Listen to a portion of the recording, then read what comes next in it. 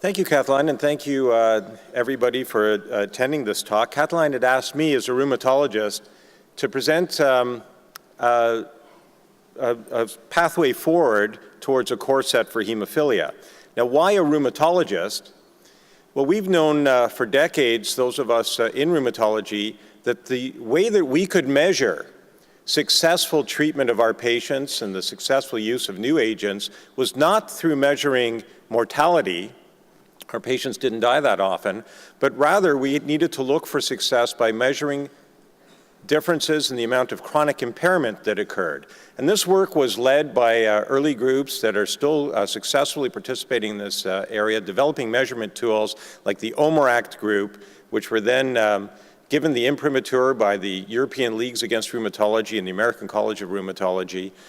Pediatric groups have done similar things, the PRESS and PRINTO groups in Europe, and the CARA and the PRCSG in North America.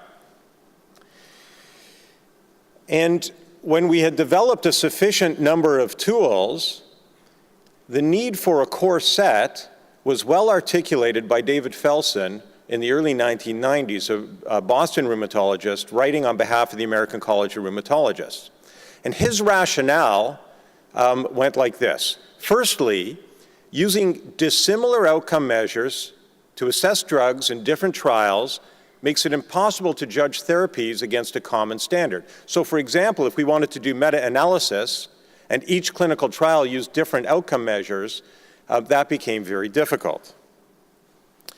Secondly, he said, the use of many outcome measures makes it likely, in any one study, that any therapy will be statistically significantly efficacious on some measures. And that's just an issue of multiple testing. Thirdly, the absence of a core set may allow investigators to decide which outcome measures to report in their publications. And they may report only those that show impressive results. And finally, he said, clinical trials continue to include outcomes that are insensitive to change, even in the presence of a demonstrated treatment effect. And for those reasons, he said we needed a core set of outcomes. Now, what do I mean by a core set of outcomes? I'll just give you one example. This is in childhood arthritis. The core set includes 6 items that should be measured in every single research study, every single clinical trial that's done in childhood arthritis.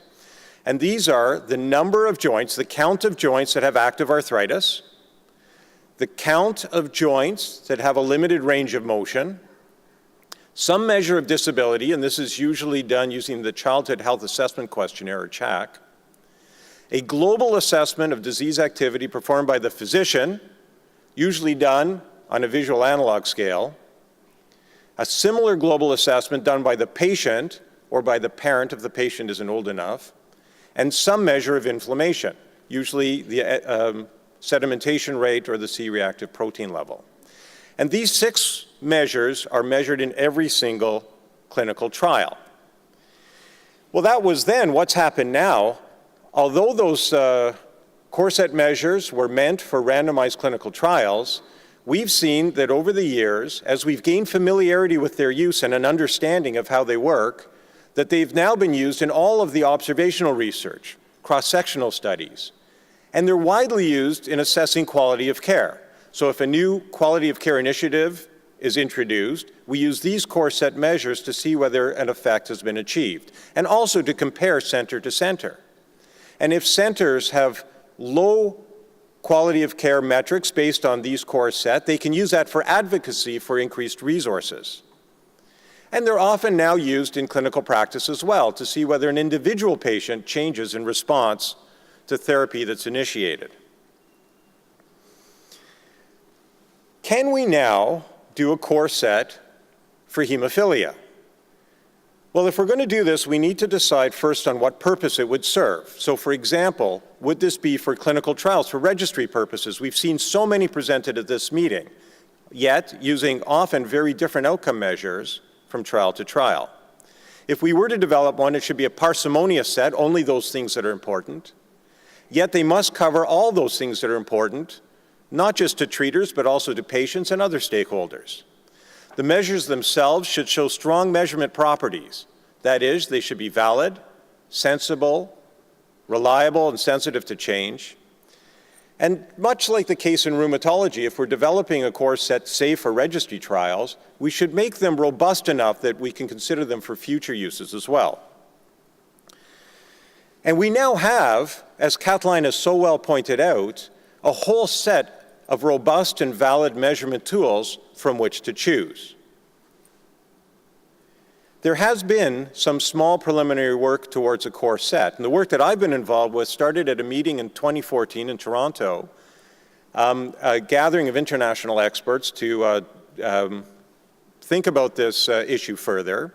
A number of things came from that meeting. One was an expert statement that you've seen. A number of systematic reviews that were commissioned by that group have been done and recently published, and Kathleen has shown you those. We went on to do an international consensus Delphi survey. Many of you in the audience may have answered that survey. It was done by a representative group of respondents from the WFH, and was succeeded by a meeting in the fall of 2016, also in Toronto, in which we brought together an international group of experts, presented to them the information generated from the previous meeting, and did another round of voting to come up with some top candidates for potential core sets. Now, this is still very early work, but unpublished so far. We did present some of this work at the ISTH last summer.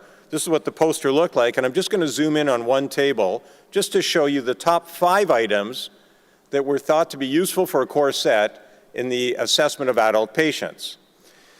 On the first column, to your left, is the ICF domain, as Kathleen had pointed out. D for disease, health-related quality of life for the overall summary, B and E for barriers and enablers, and S and F for structure and function. And you can see that the top 5 items, the votes given on the right-hand column, were the total bleeding events, the EQ5D is a summary measure of quality of life, treatment adherence had come up twice from 2 different domains in the top 5, so you can see there's more work that needs to be done, and the Hemophilia Joint Health Score. I'm not suggesting that this would be the final takeaway core set by any means. This is early on work, but you can see that it's possible for us as a community to get together and think about a small number of items that might be useful to be reported in all of our clinical trials.